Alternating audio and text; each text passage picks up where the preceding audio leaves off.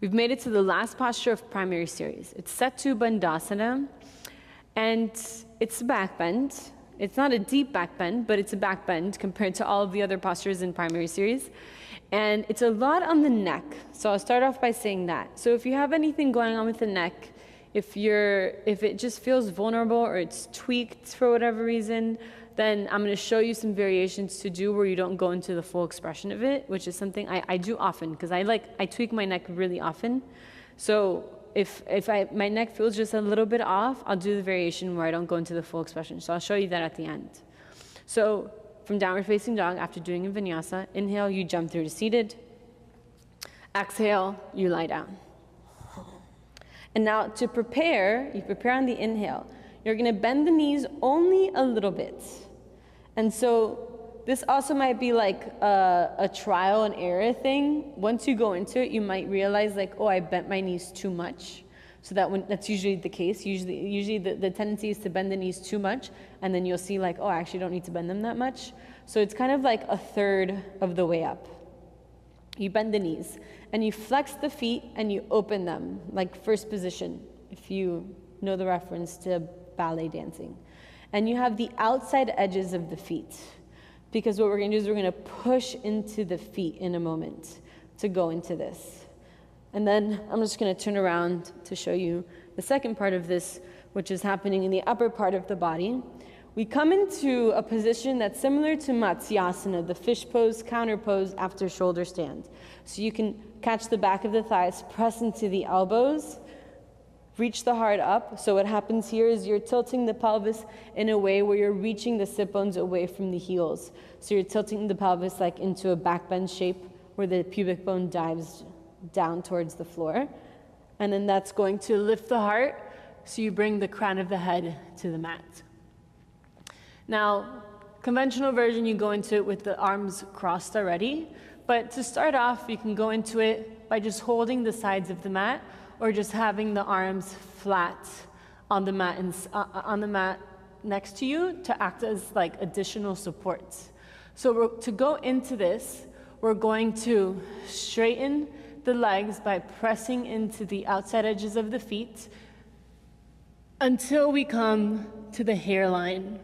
So we're really rolling all the way over the top of the head so that the hairline is on the mat. So this is when you see like it's a lot on the cervical spine.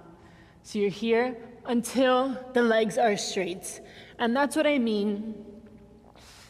Let me come out, it's hard to talk in that position. And that's what I mean, that at that point you might realize that you bent the knees too much. Because a lot of times what happens is you straighten the legs, you push into the feet, you start to straighten the legs, you get to the hairline, but the legs are still bent. So that if you were to keep straightening the legs, maybe you come all the way down to the nose, which is a little extreme. I'm sure it's possible, but that's not necessary. So then that's when you realize, like, okay, I don't need to bend the knees so much. So you want the feet in a place so that when the legs are straight, you're at the hairline. So that's something that you might need to sort out for yourself, depending on the length of your legs, your proportions, and you know, where your hairline is, depends on where your hairline is.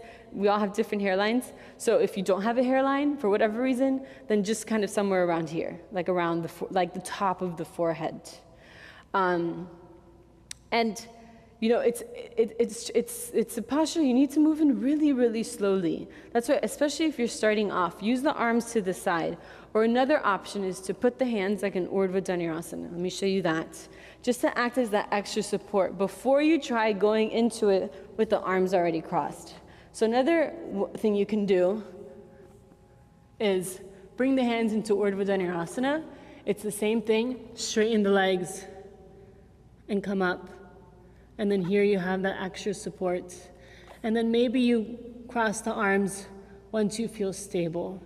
And the legs are super strong. You're pressing through the feet, engaging the legs so that you feel this movement of pushing into the feet and reaching back. So if you don't have that pushing through the feet and reaching back, like, because when you go into it, you move into that direction. If you don't have that action, counter action, it's going to feel like soft. and not stable and not integrated. And the more stable this posture feels, the more secure it feels. It starts to feel unsafe if it's kind of like wobbly. Yeah, so you want to be super strong in it.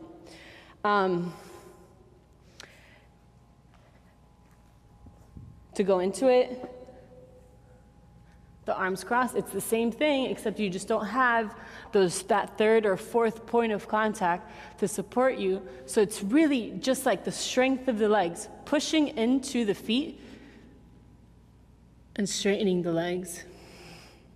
And then to come out of it, you can keep the arms here, or you can bring them down to the floor to help you come down. And then you come out of it, straight legs, inhale Chakrasana, or just rock up and take a vinyasa. If you don't want to go into the full expression, you just do the prepare. So you're here,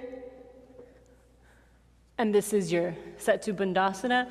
You're still pressing through the feet, opening the heart, opening the throat, but you're not going all the way so that the neck doesn't need to support the whole posture. Okay. It's like a very interesting way to finish primary series, but there it is. And from here, we go into Urdhva Dhanurasana, into back bending. So in a way, it's like preparing us for the dynamic of back bending and preparing to back bend in Urdhva Dhanurasana.